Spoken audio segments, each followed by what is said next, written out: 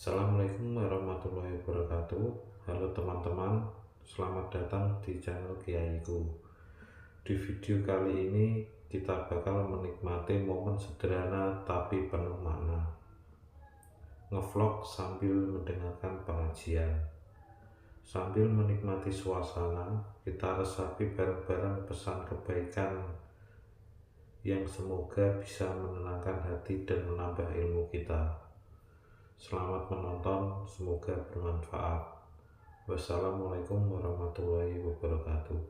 Menurut ayat Quran dan hadis Nabi, itu nanti ada bermacam-macam. Ada orang beriman itu yang dimasukkan surga. Ada orang beriman itu yang dimasukkan ke dalam surga. Ada orang beriman itu yang disebut penduduk surga. Kenapa lain-lain, Pak? Karena waktu di dunia amalannya juga lain-lain. Ada orang beriman yang masuk surga. Ini paling murah tiketnya. Mau masuk surga? Oh. Kata Nabi begini, ma min abdin qala la ilaha illallah thumma mata ala dhalik illa dakhalal jannah.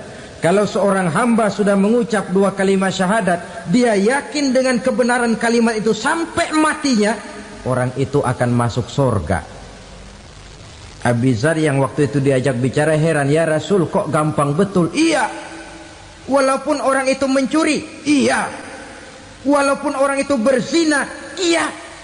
Biar dia mencuri, biar dia berzina, kalau dia sudah mengucap dua kalimat syahadat, dia yakin dengan kebenaran kalimat itu sampai matinya, itu orang akan masuk surga. Jadi masuk surga cukup dua kalimat syahadat, yakin sampai mati, masuk surga. Itu perkara masuk. Tapi kalau pertanyaannya diterusin, masuknya kapan, Pak? Nah, ini lain lagi urusannya. Sebab ada yang masuknya itu langsung, ada yang mampir dulu. Di sana tempat cuma dua, kalau tidak surga, neraka. Mau ke surga tapi mampir dulu, yang mampirnya jelas di neraka. Kenapa? Dalam hadis qudsi ada riwayat, nanti itu di akhirat, setelah Allah selesai mengatur penduduk surga masuk surga, yang neraka masuk neraka, Allah berkata kepada malaikat Malik, malaikat Malik, labaik ya Allah, itu bajingan-bajingan tengik, manusia-manusia durjana yang waktu di dunia tidak mau sujud, jauh dari ulama, gemar melakukan yang munkarat dan maksiat, hidup di tengah masyarakat selalu jadi bibit keonaran, kufur, sudah masuk neraka semua. Sudah ya Allah. Nah, kalau sudah, coba sekarang kamu masuk, Malik. Saya, iya, masuk neraka. Mau apa ya Allah? Kata Allah, akhriju minan nar man kana fi qalbihi misqala habbatin min khardalin min iman. Kau masuk neraka, cari di dalam neraka orang-orang yang ada imannya walaupun kecil sebesar biji zarah, angkat mereka keluar. Masuk malaikat Malik ke neraka, cari orang yang ada imannya, korek-korek. Ya repot, udah pada gosong. Yang ada imannya diangkat ke atas, yang ada imannya diangkat ke atas, lalu dimandikan di Nahrul Hayat, namanya sungai kehidupan di akhirat nanti. Cakep lagi rupanya, bersih lagi wajahnya, apel di hadapan Allah. Kata Allah, bagaimana mas? Kapok nggak sampean? Kapok ya Allah. Nah, kalau kapok, idhab fadkhulil jannah, pergi masuk surga sana. Berangkat mereka ke surga, ketemu sama teman-temannya yang udah sampai lebih dulu, yang nggak pakai mampir lagi. Terjadi dialog. Kata teman-temannya yang udah pada nyampe duluan, mas, iya, emang baru sampai? Saya baru sampai. Memang mampir di mana dulu, Mas? Kita sudah lama sampai di surga. Saudara buka surah Al-Muddatsir ayat 34-35. Ma salakakum fis saqar? Kenapa kamu mampir di neraka Saqar? Qalu lam naku minal musallin. Mereka menjawab, kami mampir di neraka Saqar, Mas, gara-gara dulunya kami waktu di dunia tidak pernah sholat. Tidak pernah sholat? Tidak pernah. Kan rumahnya dekat masjid, cuma dekat doang, Mas. Sholat mah enggak saya. Enggak pernah ngasih makan fakir miskin, enggak pernah hadir di majelis taklim, pendeknya enggak pernah melakukan kebajikan, maka saya pun mampir di neraka Saqar. Untung betul saya punya iman, Mas, sedikit. Waktu hidup di dunia dulu saya pernah mengucap 2 kalimat syahadat. Sekali-kalinya waktu mau kawin. Masya Allah. Untung saja kawin. Kalau nggak kawin polos.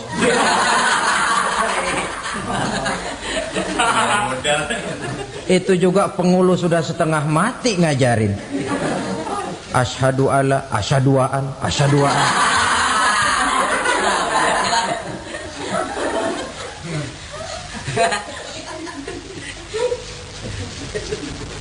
Ini namanya masuk surga, ada mampir dulu. Ada pula orang mukmin itu yang dimasukkan surga. Namanya dimasukkan kan terima beres. Saya masuk ke rumah, jalan sendiri, cari tempat sendiri. Saya dimasukkan ke dalam rumah, terima beres, pokok ada di dalam, itu dimasukkan namanya. Nggak pakai mampir. Tapi tentu tiketnya lebih mahal ketimbang yang pertama tadi. Apa kata Allah? Innal ladzina amanu wa amilus solihat la ukaffiranna anhum sayyiatihim wa la udkhilannahum jannah. Sesungguhnya orang-orang yang beriman kemudian beramal soleh, kami hapuskan segala dosa dan kesalahannya, kami masukkan mereka ke dalam surga. Lihat ayatnya. Allah yang memasukkan, kita yang dimasukkan. Tidak pakai transit, tidak usah mampir. Cuma tidak cukup syahadat, tidak cukup amanu, tapi diiringi dengan wa amilus sholih. Iman, amal. Tidak cukup syahadat, lalu dibuktikan dia sholat, dia zakat, puasa, lalu dia melakukan berbagai macam kebajikan. Ini yang menyebabkan dia tidak pakai mampir di tempat yang bernama Saqar. Lalu ada pula orang mukmin itu yang disebut penduduk surga. Wah, ini sudah VIP ini. Ashabul jannah, penduduk surga. Siapa mereka? Kata Allah, innal ladzina amanu summa istaqamu fala khaufun 'alaihim wala hum yahzanun ulaika ashabul jannah hum fiha khalidun. Sesungguhnya orang-orang yang beriman lalu istiqamah, tetap dalam melaksanakan perintah Allah, tidak goyah, tidak labil tapi stabil, istiqamah, mereka tidak takut dan tidak bersedih hati. Merekalah penduduk surga.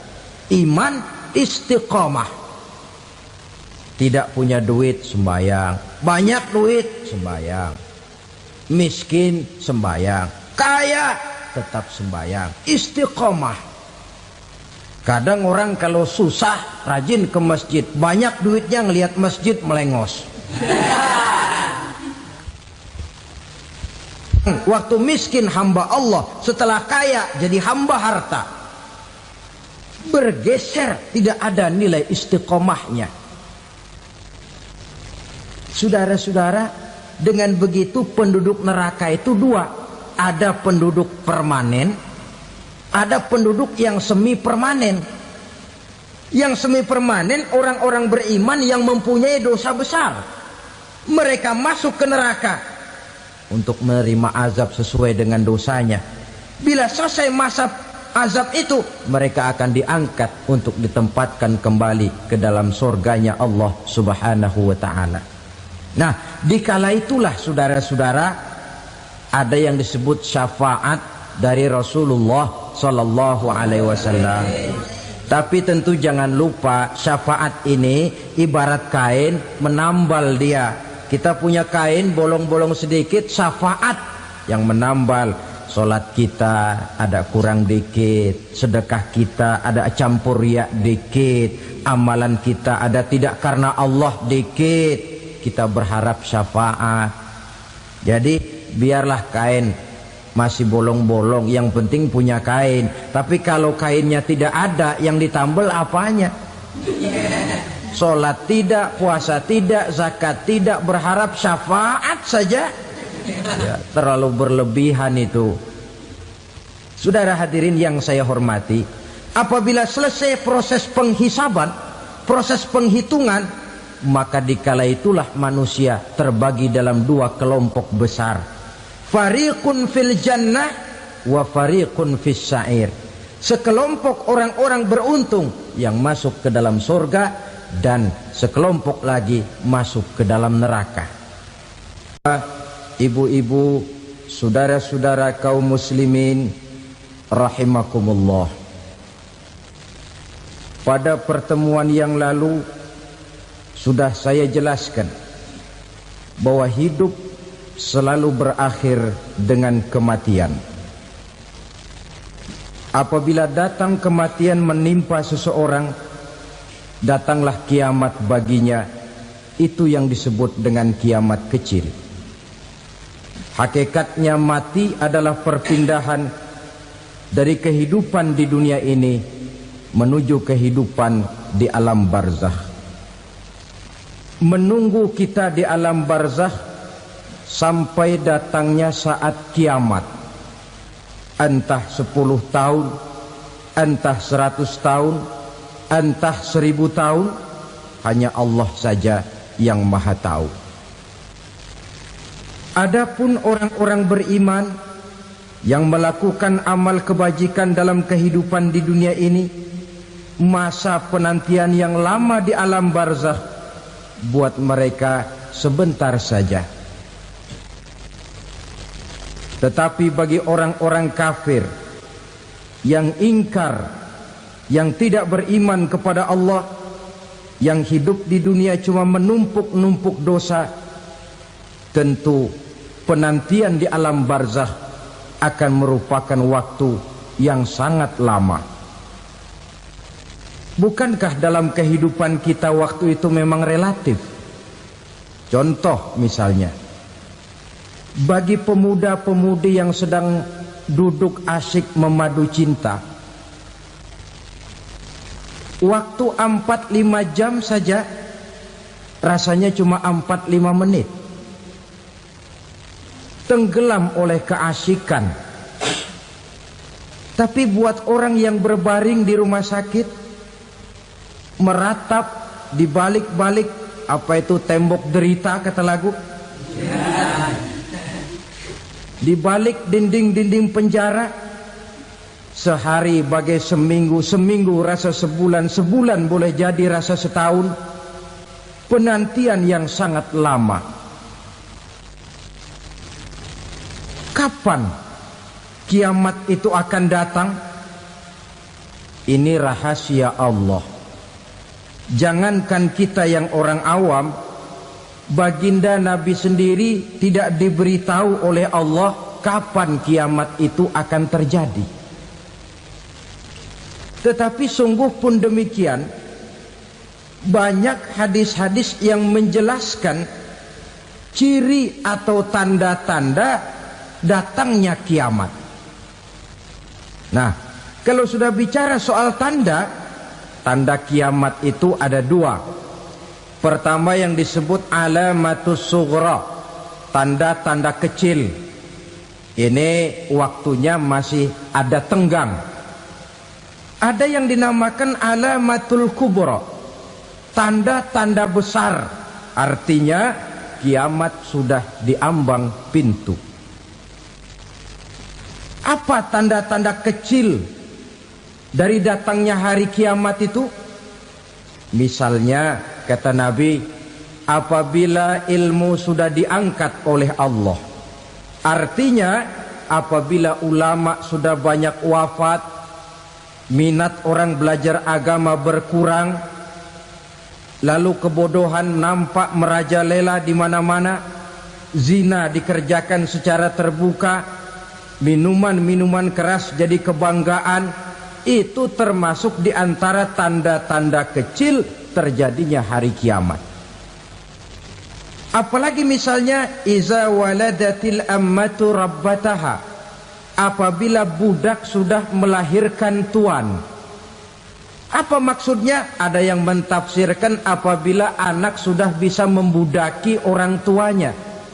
Orang tua yang melahirkan dia, yang membesarkan dia, demi setelah si anak besar jadi orang berpangkat, bertitel, berharta, berkedudukan, jadilah orang tua itu budaknya. Sehingga sering dibilang kalau orang tua kaya, anak jadi raja. Tapi kalau anak yang kaya, orang tua sering jadi budak. Apalagi munculnya fitnah yang bergelombang, timbul perang antara dua bangsa yang besar, waktu berjalan terasa sangat pendek sekali. Itu merupakan tanda di antara tanda-tanda kiamat. Termasuk di dalamnya sulit membedakan mana laki, mana perempuan. Kan kalau tanda-tanda kayak begini sekarang sudah banyak kita lihat kan. Ulama banyak wafat, penggantinya sulit. Zina dikerjakan berterang-terangan, minuman keras jadi kebanggaan, banyak anak membudaki orang tuanya, sulit membedakan mana laki mana perempuan. Kadang-kadang dari belakang kita lihat perempuan bener, begitu kita colek nengok jenggotan.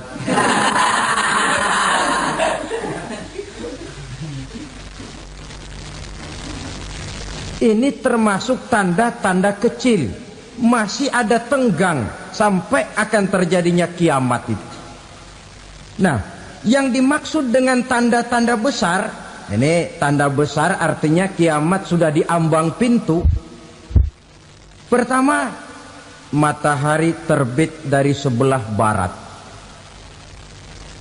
Apabila matahari sudah terbit dari arah sebelah barat, tertutuplah sudah pintu taubat. Bersabda Nabi kita, la taqumus sa'atu hatta tatlu'a syamsu min maghribiha.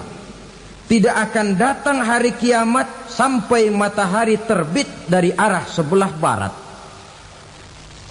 Fa iza tala'at, manakala matahari telah terbit dari arah sebelah barat, wara'ahan nasu, manusia banyak menyaksikan itu, amanu ajma'un, mereka pun lalu beriman. Yang tadinya kafir, yang tadinya ingkar, yang tadinya membangkang, setelah melihat matahari terbit dari sebelah barat, buru-buru beriman, berlomba-lomba mengucap dua kalimat syahadat. Tapi apa yang terjadi? Kata Nabi, wadzalika hina la yanfa'u nafsan imanuha lam takun amanat min qabl. Hari itu adalah hari yang iman sudah tidak berguna lagi bagi seseorang apabila sebelumnya memang dia tidak pernah beriman. Au kasabat fi imaniha khaira, atau beriman tetapi tidak pernah melakukan kebajikan di dalam keimanannya itu. Hari yang sudah kasib, hari yang sudah terlambat, beriman tidak akan ada gunanya lagi. Ini pelajaran buat kita. Sebelum sang surya terbit dari sebelah barat, sebelum nafas sampai di tenggorokan, artinya pintu taubat masih terbuka.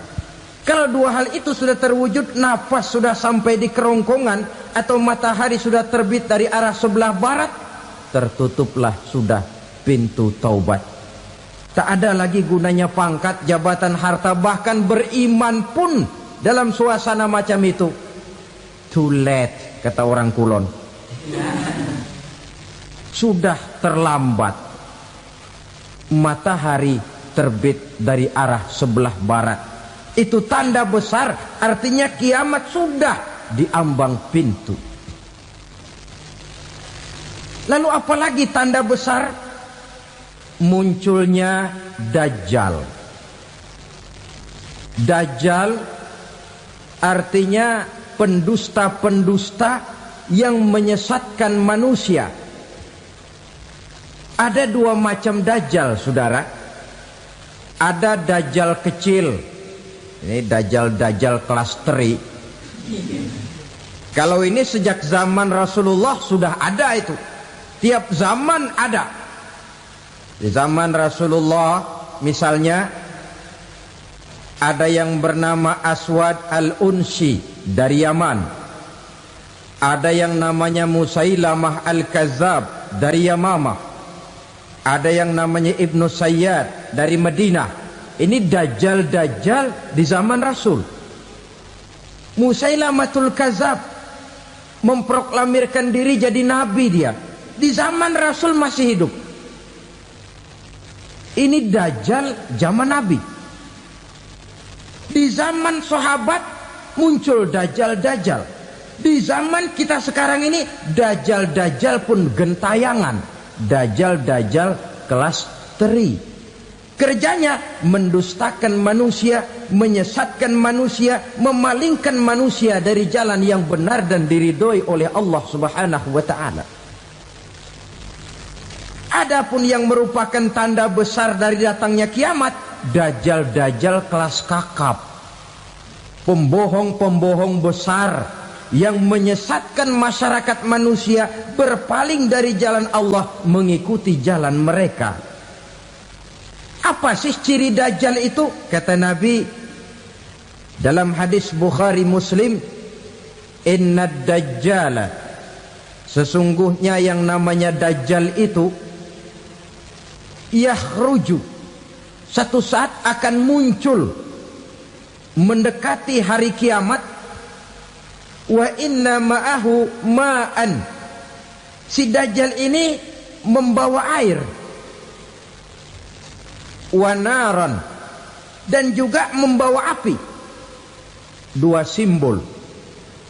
Di tangan yang satu dia bawa air, di tangan yang satu dia bawa api. Wa ammal ladzi yarahu an-nasu ma'an fanarun, adapun yang orang banyak lihat air, hakikatnya adalah api. Yang dilihat api, hakikatnya adalah air. Oleh sebab itu, kalau api yang ditawarkan, ambillah air. Kalau air yang ditawarkan, pilihlah api. Maksudnya apa ini? Ini bahasa simbol, saudara-saudara. Dajjal bicaranya seolah-olah untuk kepentingan manusia. Menawarkan surga. Surga yang dia tawarkan hakikatnya neraka. Hai manusia, kalau kau mau bahagia, jangan dekat-dekat dengan agama. Solat itu tidak efektif dan efisien, tidak produktif dari segi ekonomi itu. Menghadiri majelis taklim cuma buang-buang waktu. Tahajud, tasbih, tahlil, baca Quran, apa itu? Pekerjaan mubazir saja. Hidup ini cuma sekali, masa yang cuma sekali, manfaatkan dengan sebaik-baiknya. Mumpung, dibawanya sifat mumpung tetapi dalam pengertian yang sangat negatif. Bicaranya seolah-olah untuk kepentingan manusia, tetapi sebenarnya menjerumuskan manusia. Menawarkan air tapi sebenarnya api. Menawarkan api tapi hakikatnya air. Buat apa kamu sholat? Buat apa kamu bayar zakat? Buat apa kamu puasa? Surga yang dicanangkan dajjal hakikatnya neraka. Neraka yang digambarkan dajjal pada dasarnya adalah surga. Jadi memutarbalikkan fakta itu kerjaan dajjal. Yang hak jadi batil, yang batil dibilang hak, yang benar jadi salah, yang salah malah jadi benar. Tuntunan disuruh jadi tontonan, tontonan malah menjadi tuntunan. Itu pekerjaan dajjal profesinya. Zamannya Nabi Adam, dajjalnya kan iblis. Betul? Betul. Apa sih gang kerayuan iblis itu? Allah setelah menciptakan Nabi Adam kan bilang, Adam, kau dan istrimu Hawa tinggal di surga ini. Seluruh fasilitas yang ada di surga persilahkan kau nikmati. Satu yang tidak boleh, jangan coba-coba dekati pohon khuldi. Dekat saja jangan, apalagi sampai memetiknya. Datang Dajjal yang namanya iblis ini. Adam, kamu tahu nggak kenapa tidak boleh makan buah khuldi? Ya nggak tahu, pokoknya saya dilarang. Bodoh kamu, Dam. Khuldun artinya kekal. Kalau kamu makan itu buah, kau akan kekal di surga buat selamanya. Allah tidak kepengen, maka dilarang kamu makan buah khuldi. Kalau kau ingin kekal di surga, Adam, makan saja. Saya bicara begini ini untuk kepentingan kamu, Adam. Ini kan ciri-ciri Dajjal.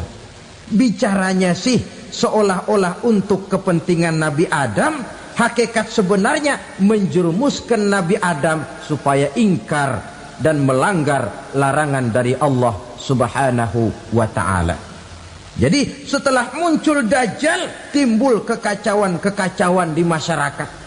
Banyak yang terpengaruh, terpedaya dan terpesona. Termasuk mereka yang memproklamirkan diri jadi nabi.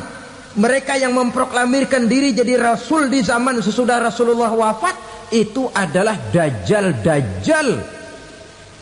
Maka saya ingatkan, kalau di zaman kita sekarang ini ada orang ngaku jadi nabi, ada orang ngaku jadi rasul, biar bahasa Arabnya kental, Quran hafal, hadis ribuan hadis hafal, biar pakai serban sampai menyengser ke tanah, bahasa Arabnya fasih, tapi dia mengaku jadi nabi, jadi rasul, kita umat Islam wajib tidak percaya. Wajib untuk tidak percaya. Itulah Dajjal-Dajjal zaman kita sekarang ini. Tidak mustahil mereka datang mempengaruhi orang awam supaya berpaling dari Rasulullah, mengikuti mereka. Nah, di akhir zaman nanti, mendekati hari kiamat, Dajjal ini muncul. Dajjal kelas kakap, menyesatkan masyarakat manusia untuk berpaling dari Islam, mengikuti seruan mereka. Apalagi di antara datangnya kiamat itu, tanda yang besar itu, turunnya Nabiullah Isa Al-Masih, putra Maryam. Menurut berbagai hadis yang sahih, Nabi Isa Al-Masih nanti akan turun lagi. Tidak membawa risalah yang baru, tapi meluruskan risalah Islam ini yang telah banyak ditinggalkan oleh masyarakat. Bahkan ada hadis menjelaskan beliau akan membunuh Nabi, mematahkan kayu-kayu salib, lalu melaksanakan haji dan umrah mengikuti syariat Nabi Muhammad, bukan membawa agama baru. Menjadi semacam mujaddid, reformer, menyelamatkan manusia dari bisikan Dajjal. Bahkan ada riwayat yang menjelaskan bahwa Nabi Isa berhasil mengalahkan Dajjal, mengembalikan masyarakat manusia kembali kepada ajaran Islam yang datang dari Allah, dibawa oleh Rasulullah Sallallahu Alaihi Wasallam. Dengan kata lain, turunnya Nabi Isa bukan sebagai Nabi dan Rasul baru, tetapi mengikuti syariat Nabi kita Muhammad Sallallahu Alaihi Wasallam.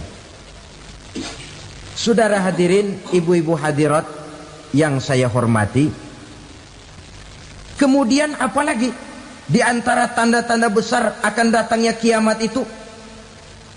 Keluarnya asap atau awan. Kata Nabi, inna min asyrati sa'ah dukhanan yamla'u ma bainal masyriqi wal maghrib. Di antara tanda-tanda kiamat, munculnya awan antara langit dan bumi. Ini pun diperkuat dalam surah Ad-Dukhan ayat 10. Fartaqib yawma ta'ti as-sama' bidukhanin mubin fayughshan nas hadza azabun alim. Bagi orang-orang yang beriman, mereka biasa-biasa saja. Tapi bagi orang kufur, datangnya asap dan awan ini merupakan azab yang kelewat pedih. Barangkali sedikit mendekati gambaran tentang azab yang pedih ini, saya ingatkan alam pikiran kita kepada peristiwa yang belum lama terjadi. Pernah dengar berita bocornya reaktor nuklir di Chernobyl, Uni Soviet? Pernah dengar? Nah. Bocornya reaktor nuklir di Chernobyl yang mengakibatkan ratusan bahkan sangat mungkin ribuan nyawa. Cuma satu reaktor. Bagaimana kalau seluruh cadangan nuklir yang dimiliki oleh para negara adik kuasa ini diledakkan? Bahkan yang konon menurut catatan, cadangan nuklir yang dimiliki bersama oleh Amerika dan Rusia sekarang ini sudah sanggup memusnahkan 6 miliar manusia. 1,5 kali lebih banyak dari jumlah manusia yang nongkrong di permukaan bumi ini. Saudara-saudara hadirin yang saya hormati, lalu saat mendekati hari kiamat, apalagi tandanya? Setelah Nabi Isa wafat, pada saat turunnya yang kedua kali, lalu Allah meniupkan angin sejuk. Semua orang-orang beriman, orang-orang baik wafat, sehingga penghuni bumi ini cuma tinggal lagi terdiri dari orang-orang kafir. Tidak ada lagi di bumi ini yang bisa mengucapkan Allah. Sehingga dalam hadis qudsi itu ada keterangan, innallaha azza wa jalla yaqulu li Israfil. Allah pernah pesan kepada malaikat Israfil. Kata Allah, Israfil, idza sami'ta qailan yaqul Allah Allah fa akhirin nafakh 40 sanatan ikraman liqailiha. Hai Israfil, apabila kau dengar di permukaan bumi masih banyak orang yang mengucapkan Allah Allah, maka tunda sangkakala kiamat itu 40 tahun. Untuk apa? Ikraman liqailiha, menghormati orang yang mengucapkan Allah Allah itu. Wah, jadi karena sekarang masih banyak yang mengucapkan Allah, besar hatilah kita, masih jauh kiamat itu. Tapi jangan lupa, kiamat pribadi, kiamat kecil itu yang gak kita sangka-sangka.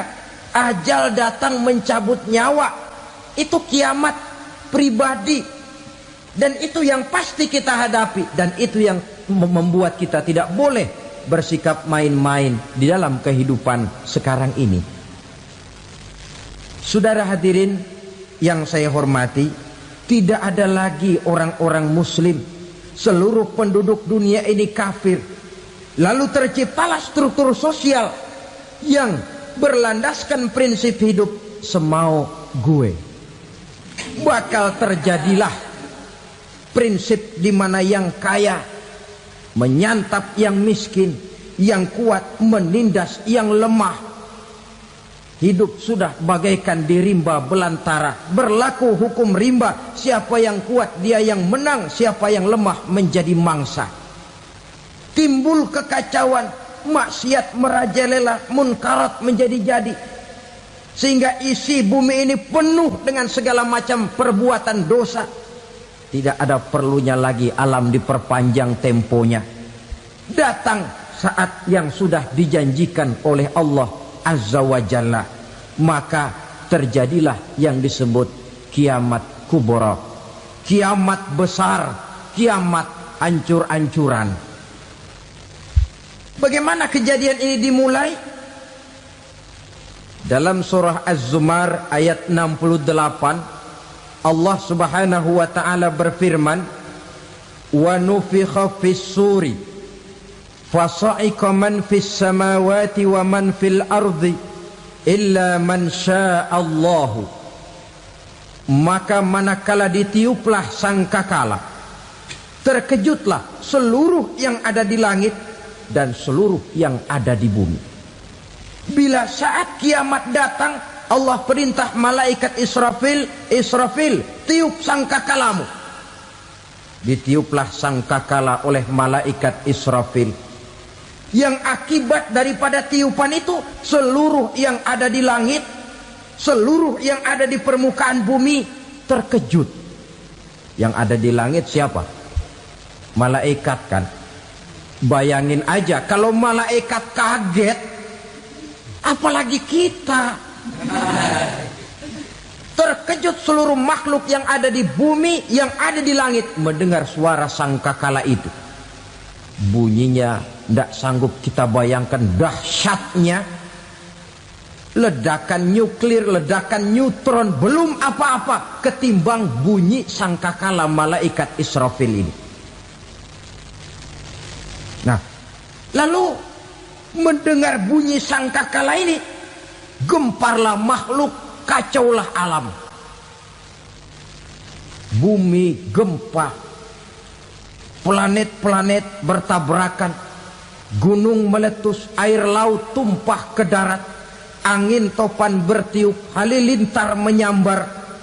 Lalu semua yang bernama hidup mati total. Mati bareng tanpa persiapan. La haula wala quwata illa billah. Saya kadang-kadang dalam tafakur bermohon, ya Allah, mudah-mudahan saya nggak nemuin kiamat beneran. Ngeri. Tidak bisa kita bayangkan macam apa suasana seperti itu. Allah saja banyak memberikan gambaran, misalnya Al-Qari'ah, wa mal qari'ah, wa ma adraka mal qari'ah. Kejadian yang menggemparkan. Tahukah kamu apa kejadian yang menggemparkan itu? Yauma yakunun nasu kal farasil mabsus wa takunul jibalu kal ihnil manfus. Pada saat itu manusia berterbangan bagai kupu-kupu. Gunung berterbangan seperti kapas ditiup angin. Gunung saja macam kapas, konon lagi manusia. Kematian total, mulai semut sampai gajah mati, jin mati, iblis mati, malaikat mati. Oh, malaikat saja mati.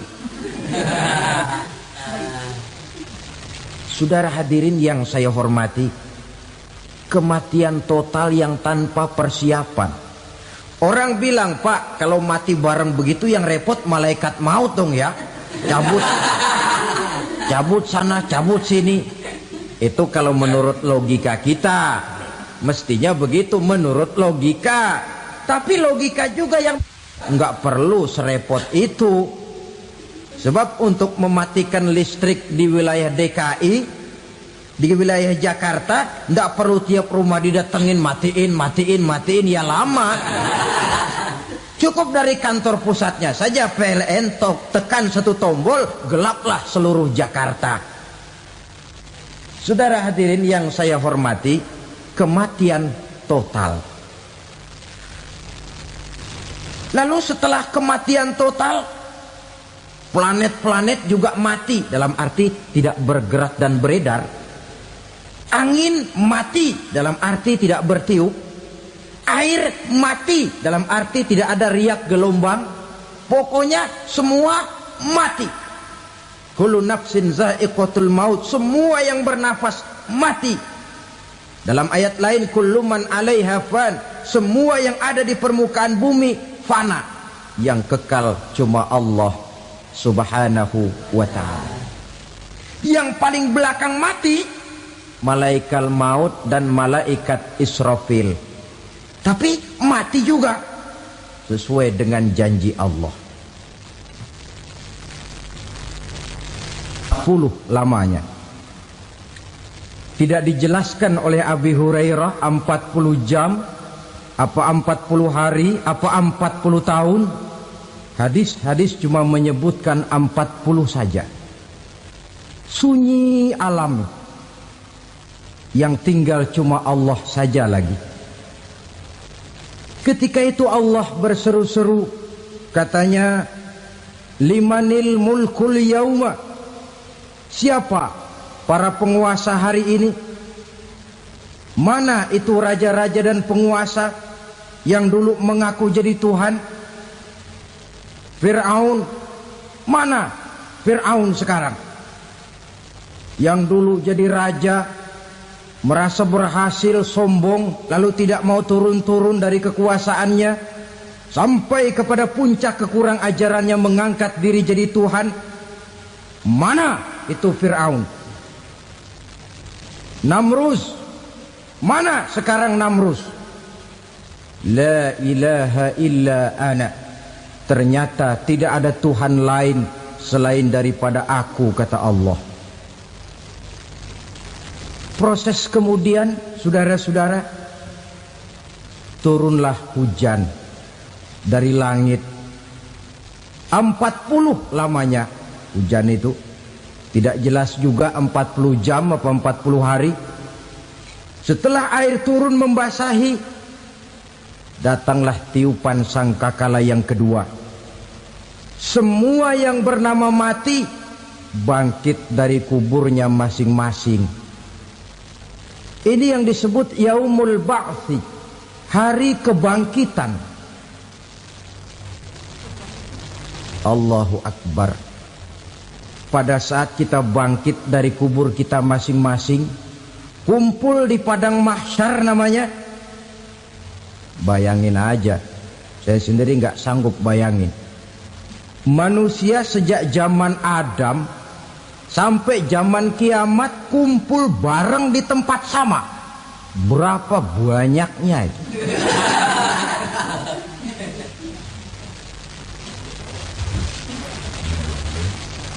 Dan yang luar biasa menurut satu riwayat, pada saat bangkit itu, Masya Allah, roman muka kita berubah, disesuaikan dengan amalan kita waktu di dunia ini. Barang siapa yang waktu di dunia amalannya itu amalan tikus, di akhirat nanti dia bangkit dari kubur, mukanya seperti muka tikus. Gagah betul badannya, tapi mukanya seperti tikus. Kenapa? Amalannya waktu di dunia seperti amalan tikus. Apa amalan tikus itu? Suka ngegeragoti barang yang sudah disimpan rapi-rapi. Orang sudah simpan uang rapi-rapi, simpan perhiasan rapi-rapi, digeragoti oleh tikus. Maling-maling, pencoleng-pencoleng, koruptor-koruptor. Itu nanti di akhirat nanti kita lihat mukanya seperti muka tikus. Oh ini waktu di dunia suka nyolong, mukanya seperti muka tikus. Barang siapa yang waktu di dunia ini amalannya itu amalan macan, dia akan bangkit nanti mukanya seperti muka macan. Apa amalan macan? Macan itu amalannya menang-menangan. Orang yang mau menang saja nggak mau mengalah. Coba lihat di hutan, kenal hutan nggak? Di hutan, raja hutan di mana-mana pasti macan. Betul kan? Betul. Padahal hutan belum pernah bikin pemilihan umum. Tapi macan tidak peduli ada pemilihan umum apa tidak, pokok saya raja. Sebab apa? Macan jadi raja itu bukan karena benar, tapi karena kuat jadi raja. Setelah dia jadi raja, rakyat hutan yang mesti dilindungi malah dimakan oleh raja macan. Kambing rakyat hutan dimakan oleh macan. Ayam rakyat hutan dimakan oleh macan. Itu nanti kita lihat di akhirat itu mukanya seperti muka macan, gagah betul. Lalu barang siapa yang di dunia ini amalannya itu seperti amalan anjing, nanti dia punya muka seperti muka anjing. Apa amalan anjing? Pertama, anjing itu kalau disuruh jaga rumah, dia tidak bisa membedakan mana maling, mana tamu. Biar yang datang maling, kalau bawa tulang, anjing kalem. Yang kedua, anjing itu akan setia kepada siapa saja yang memberinya roti. Siapa yang memberinya roti, itulah majikannya. Apa kata majikannya, pasti dia laksanakan. Soal benar atau salah, dia tidak peduli. Setelah anjing dapat roti, dia tidak punya pilihan lain kecuali bilang, abdi mah kumaha juragan wae ayeuna mah.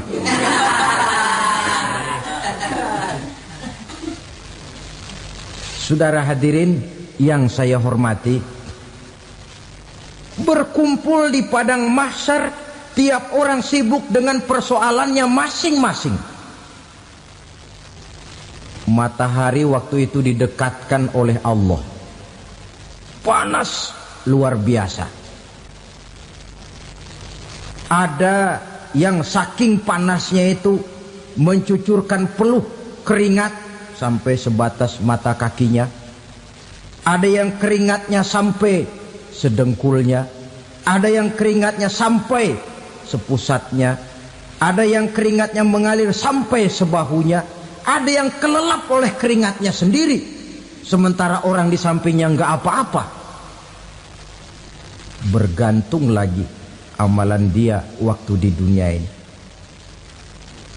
Saudara-saudara, sebagian orang dalam kepanikan padang mahsyar berombong-rombong datang mereka menghadap Nabi Adam.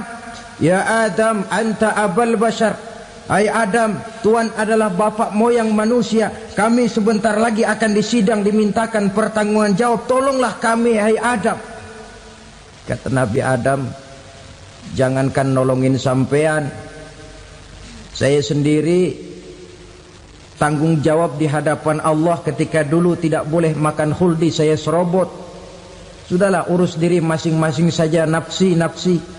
Begitu kata Nabi Nuh, begitu kata Nabi Ibrahim. Tiap orang bertanggung jawab sendiri-sendiri. Ketika itulah saudara-saudara, nikmatnya menjadi umat Nabi besar Muhammad sallallahu alaihi wasallam. Sebab apa? Walaupun menurut abjad kita ini umat paling belakang, kita ini toh, karena Nabi Muhammad adalah Nabi akhir, tapi akan dihisap lebih dulu, lewat di atas sirat lebih dulu, masuk surga lebih dahulu ketimbang umat-umat belakangan.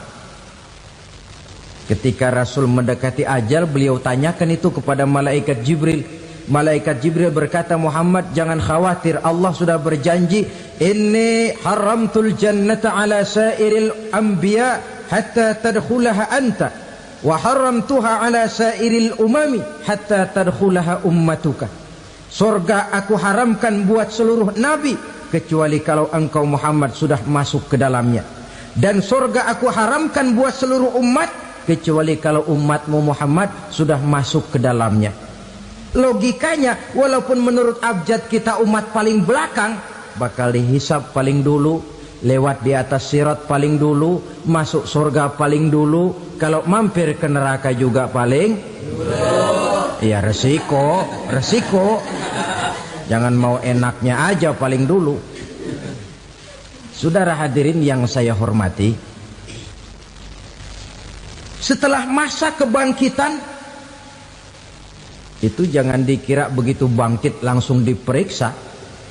Masih menunggu menanti ribuan tahun perhitungan padang mahsyar untuk sampai kepada proses yang disebut yaumul hisab, hari perhitungan. Seorang demi seorang bakal dipanggil. Bayangkan saja, kita se-RT saja di absen, kadang-kadang perlu waktu lama. Ini manusia sejak zaman Nabi Adam sampai datang hari kiamat, satu demi satu disidang di hadapan Qadhi Rabbul Jalil. Status sosial copot sudah waktu itu. Yang pernah jadi hartawan di situ tidak lagi kelihatan kehartawanannya. Yang pernah jadi jenderal tidak lagi dipanggil jenderalnya. Yang ustadz tidak lagi dipanggil al-mukarramnya. Seluruh status sosial selesai. Dipanggillah kita seorang demi seorang menghadap Qadhi Rabbul Jalil. Bagaimana proses penghisaban itu? Pertama, proses tanya jawab. Di antaranya ada hadis menyatakan lan tazula qadama 'abdin yaumal qiyamah hatta yus'ala an arba'i khisalin. Besok di hari kiamat tidak akan bergeser telapak kaki seorang hamba sampai dia ditanya lebih dulu tentang 4 persoalan. Tentang ilmunya. Kemana ilmu itu diamalkan? Tentang umurnya. Di mana umur itu dihabiskan? Tentang masa mudanya. Kemana masa muda itu dipakai? Tentang hartanya. Dari mana harta itu didapat dan kemana harta itu dibelanjakan. Ini termasuk proses tanya jawab. Jadi kalau istilah pengadilan dunia, nama Fulan bin Fulan. Kamu waktu di dunia diberikan umur panjang untuk apa? Pernah mengalami masa muda, kemana kau habiskan masa remajamu? Kau diamanahkan ilmu, dengan apa ilmumu kau amalkan? Kau diberikan harta, dari mana harta kau dapat, kemana kau belanjakan? Tak seorang pun yang bisa mungkir. Sebab apa? Dikala itu yang menjadi saksi bukan orang. Yang menjadi saksi adalah seluruh anggota badan kita. Tangan bicara, kaki jadi saksi terhadap seluruh amalan yang pernah kita kerjakan pada saat kehidupan di alam dunia ini. Selesai proses tanya jawab, lalu diperlihatkan buku catatan kita waktu hidup di dunia ini. Jangan lupa Allah itu menyiapkan 2 superkomputer kepada kita. Sebelah ditempelin sebelah kanan, yang sebelah tempelin di sebelah kiri. Komputer itu namanya Raqib dan Atid. 2 malaikat yang apabila baik kita lakukan, refleks saja akan menulis kebajikan kita. Jahat kita kerjakan, akan tertulis. Catatan itu nanti diperlihatkan kepada kita. Waduh, alangkah malunya pada saat diperlihatkan catatan kita, buku rapot kita merah melulu. Barangkali diperiksa sambil diomelin, brengsek lo. Buku merah melulu begini, bagaimana waktu hidup di dunia? Tidak cukup diperlihatkan buku catatan kehidupan, rekaman kehidupan. Rekaman kehidupan kita secara utuh sejak terlahir sampai ajal datang merenggut nyawa. Barangkali mirip dengan video sekarang ini, di mana terekam dengan baik seluruh kegiatan kita sejak yang sekecil-kecilnya sampai kepada yang sebesar-besarnya. Untuk kemudian kita pun menerima balasan. In khairan fa khairun wa in syarran fa syarrun. Kalau baik ya baik balasannya, kalau jahat ya jahat juga balasannya. Catatan-catatan kita diberikan. Kalau banyak kebajikannya diberikan di tangan kanan dengan cara yang halus. Kalau banyak kejahatannya diberikan dari sebelah kiri atau dilempar dari belakang.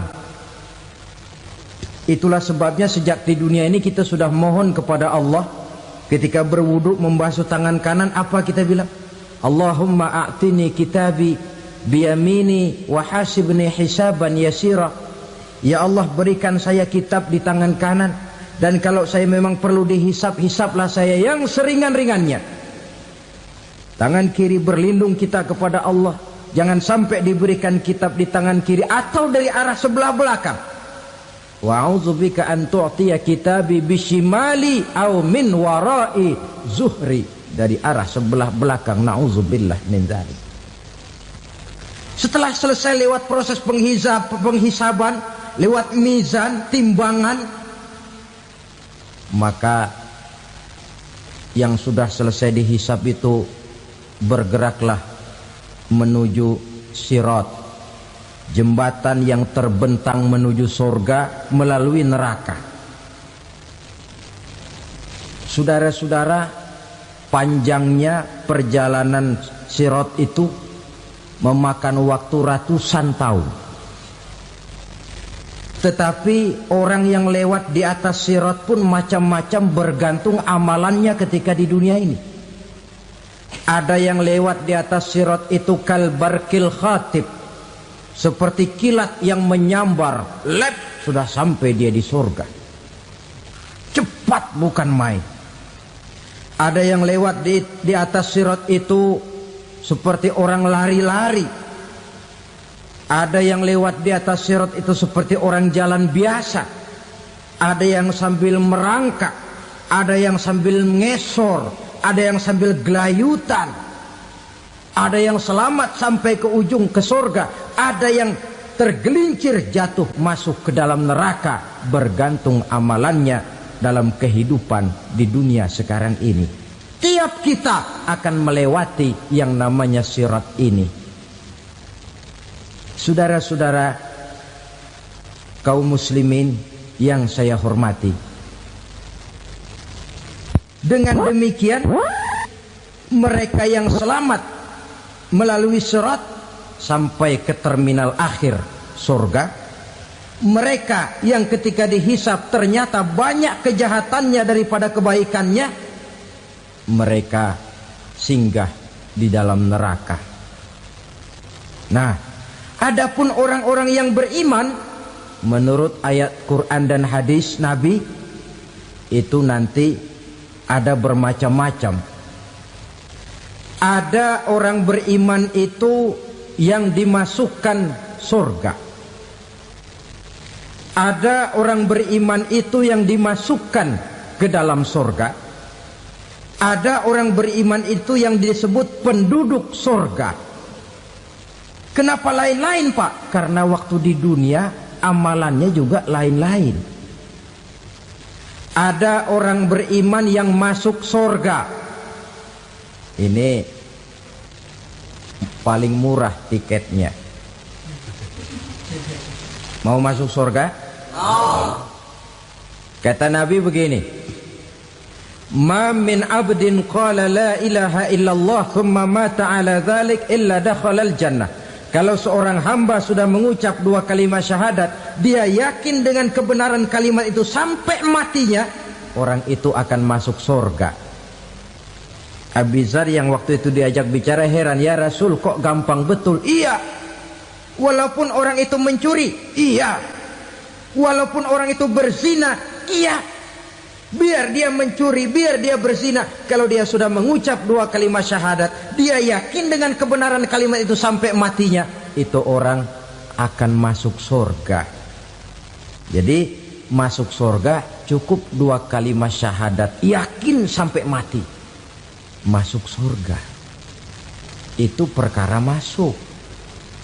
Tapi kalau pertanyaannya diterusin, masuknya kapan, Pak? Nah, ini lain lagi urusannya. Sebab ada yang masuknya itu langsung, ada yang mampir dulu. Di sana tempat cuma dua, kalau tidak surga, neraka. Mau ke surga tapi mampir dulu, yang mampirnya jelas di neraka. Kenapa? Dalam hadis qudsi ada riwayat, nanti itu di akhirat, setelah Allah selesai mengatur penduduk surga masuk surga, yang neraka masuk neraka, Allah berkata kepada malaikat Malik, malaikat Malik, labaik ya Allah. Itu bajingan-bajingan tengik, manusia-manusia durjana yang waktu di dunia tidak mau sujud, jauh dari ulama, gemar melakukan yang munkarat dan maksiat, hidup di tengah masyarakat selalu jadi bibit keonaran, kufur, sudah masuk neraka semua. Sudah ya Allah. Nah, kalau sudah, coba sekarang kamu masuk, Malik. Saya, iya, masuk neraka. Mau apa ya Allah? Kata Allah, akhriju minan nar man kana fi qalbihi misqala habbatin min khardalin min iman. Kau masuk neraka, cari di dalam neraka orang-orang yang ada imannya walaupun kecil sebesar biji zarah, angkat mereka keluar. Masuk malaikat Malik ke neraka, cari orang yang ada imannya, korek-korek. Ya repot, udah pada gosong. Yang ada imannya diangkat ke atas, yang ada imannya diangkat ke atas.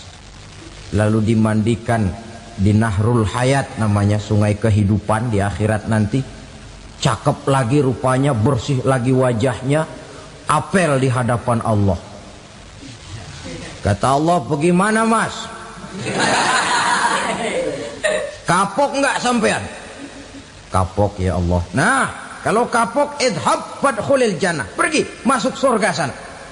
Berangkat mereka ke surga, ketemu sama teman-temannya yang udah sampai lebih dulu, yang nggak pakai mampir lagi. Terjadi dialog.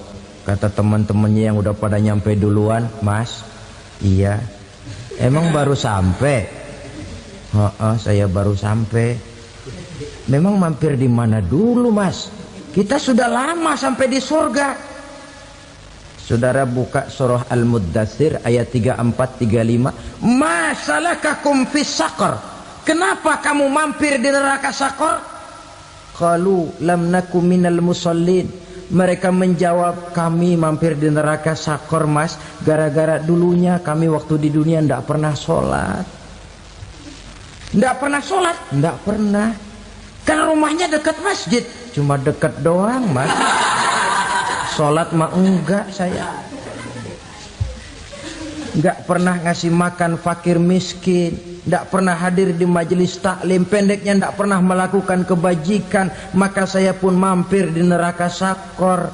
Untung betul saya punya iman mas, sedikit. Waktu hidup di dunia dulu saya pernah mengucap 2 kalimat syahadat. Sekali-kalinya waktu mau kawin.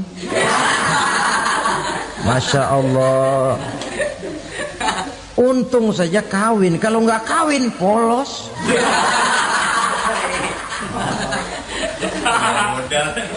Itu juga pengulu sudah setengah mati ngajarin. Asyhadu alla, asyaduaan, asyaduaan.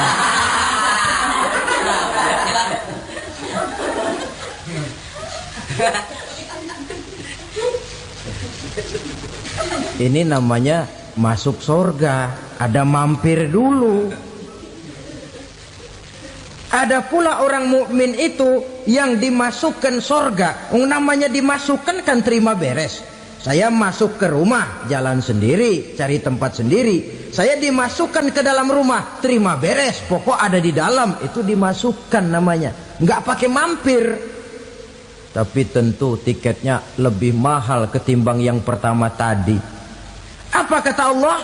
Innal ladzina amanu wa amilus solihat la ukaffiranna anhum sayyi'atihim wa la udkhilannahum jannah. Sesungguhnya orang-orang yang beriman kemudian beramal soleh, kami hapuskan segala dosa dan kesalahannya, kami masukkan mereka ke dalam surga. Lihat ayatnya. Allah yang memasukkan, kita yang dimasukkan. Tidak pakai transit, tidak usah mampir. Cuma tidak cukup syahadat, tidak cukup amanu, tapi diiringi dengan wa'amilus salih. Iman, amal. Tidak cukup syahadat, lalu dibuktikan dia sholat, dia zakat, puasa, lalu dia melakukan berbagai macam kebajikan. Ini yang menyebabkan dia tidak pakai mampir di tempat yang bernama Saqar. Lalu ada pula orang mukmin itu yang disebut penduduk sorga. Wah, ini sudah VIP ini. Ashabul jannah, penduduk sorga. Siapa mereka? Kata Allah, innal ladzina amanu summa istaqamu fala khaufun alaihim wala hum yahzanun ulaika ashabul jannah hum fiha khalidun. Sesungguhnya orang-orang yang beriman lalu istiqamah, tetap dalam melaksanakan perintah Allah, tidak goyang, tidak labil tapi stabil, istiqamah, mereka tidak takut dan tidak bersedih hati. Merekalah penduduk surga. Iman, istiqamah. Tidak punya duit, sembahyang. Banyak duit, sembahyang. Miskin, sembahyang. Kaya, tetap sembahyang. Istiqomah. Kadang orang kalau susah rajin ke masjid, banyak duitnya ngelihat masjid melengos. Waktu miskin hamba Allah, setelah kaya jadi hamba harta. Bergeser, tidak ada nilai istiqomahnya. Saudara-saudara, dengan begitu penduduk neraka itu dua. Ada penduduk permanen, ada penduduk yang semi permanen. Yang semi permanen orang-orang beriman yang mempunyai dosa besar. Mereka masuk ke neraka untuk menerima azab sesuai dengan dosanya. Bila selesai masa azab itu, mereka akan diangkat untuk ditempatkan kembali ke dalam surganya Allah Subhanahu wa ta'ala. Nah, dikala itulah saudara-saudara, ada yang disebut syafaat dari Rasulullah Sallallahu Alaihi Wasallam. Tapi tentu jangan lupa, syafaat ini ibarat kain menambal dia. Kita punya kain bolong-bolong sedikit, syafaat yang menambal. Solat kita ada kurang dikit, sedekah kita ada campur riak dikit,